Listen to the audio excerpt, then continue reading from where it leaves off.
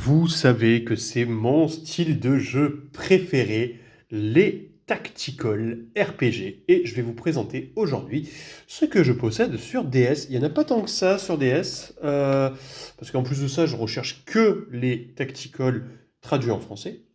Parce que sinon je comprends que dalle. Donc voilà, c'est parti. Il y en a quelques-uns quand même. On a les deux Advance Wars, hein, bien sûr. Le Dual Strike et le Dark Conflict. Je crois que le Dual Strike, c'est l'équivalent du 3, globalement, c'est une espèce de suite. Et le Dark Conflict, c'est une espèce de spin-off, mais toujours en tactical. Voilà, donc lui, il est malheureusement pas complet, et lui, je l'ai en complet. Faut que je les fasse, les Advance Wars. J'ai fait Wargroove, qui ressemblait un peu à Advance Wars. J'ai adoré, donc je pense que je vais adorer les Advance Wars en fait, hein, donc il n'y a pas de problème. J'avais juste commencé le 1 à l'époque sur GBA, mais mon ami Evermast m'avait offert la compilation du 1 plus du 2. Donc d'abord je ferai le 1 et 2, et ces deux-là viendront après. Voilà. On a également un Battle Prince of Persia, un tactical dans l'univers Prince of Persia. Why not? Pourquoi pas, ouais, franchement. J'aime bien Prince of Persia, j'adore les tacticals. Je pense que ça peut être sympa. On verra bien, parce que franchement, j'en ai aucune idée. Mais ouais, pourquoi pas. J'avais le jeu en loose, et je l'ai reconstitué en kit, parce qu'il y avait dans un lot de boîtes que j'avais acheté la boîte avec le livret. Donc c'est plutôt cool, ça fait que ça m'a permis de reconstituer ce petit jeu. Voilà. Du coup, maintenant, il est complet. En multilingue, vu le parpaing que c'est de livret, mais bon, il est quand même complet. On a le Final Fantasy Tactics Advance 2, la suite de Final Fantasy Tactics Advance qui est sortie sur GBA.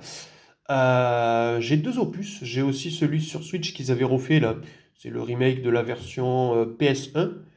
Donc je sais pas lequel des deux je ferai en premier, parce que bon, les deux sont sûrement bien différents, mais il doit y avoir quand même des similitudes dans le style de tactical que c'est, je pense les classes, tout ça notamment. Donc pourquoi pas, franchement, oui. Je sais pas si je commencerai par celui sur Switch ou celui sur DS, mais en tout cas, il faut que je le fasse. Et enfin, le dernier, le Fire Emblem Shadow Dragon, que j'ai déjà fait, mais qu'il faut que je refasse parce que je ne l'ai plus en termes d'heures validées sur la console.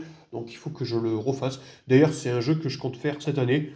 Je pense, là je suis en train de me faire Dark Deity. Euh, je pense que ce sera le tactical suivant après Dark Deity que je vais me faire. Ce sera lui, ce sera le Fire Emblem. Je le connais parce que je l'ai déjà fait. Mais il est très sympa. On va suivre le prince Marth et toute sa bande dans une épopée. En gros, son château a été envahi. Il s'enfuit avec quelques membres fidèles, des soldats un peu enfin, de sa garde rapprochée. Et du coup, son but, ça va être de reconquérir son royaume.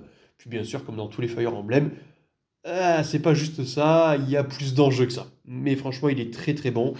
Assez long, avec énormément de personnages à recruter. Je crois qu'il y en a plus de 30 dans ce Fire Emblem. Il y a vraiment beaucoup de personnages, avec une classe spécifique, les ballistères. On n'en a que deux dans le jeu, en plus, il faut faire très attention à ne pas les perdre, parce que c'est les seuls qui peuvent utiliser des balistes, comme son nom l'indique. Voilà. Mais si on n'a pas de baliste à porter, ils servent à que dalle, donc... mais... En tout cas, c'est un très très bon jeu. Voilà, est-ce que vous avez fait un de ces 5 tacticals ou pas? N'hésitez pas à me dire tout ça en commentaire.